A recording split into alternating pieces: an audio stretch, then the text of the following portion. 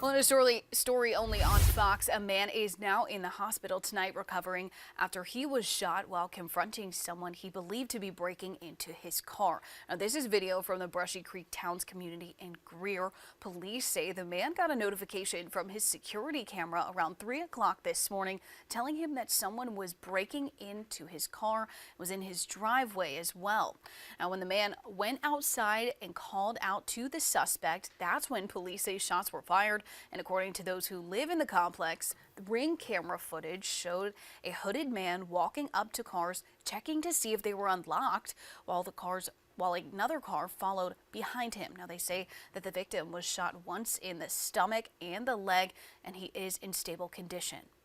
Now, these are pictures from the Greer Police Department of the people they believe to be the suspects, but they say the suspect was picked up by someone in a blue Hyundai Elantra or Sonata after the incident. So if you have any information on this case, you're asked to call the Greer Police Department.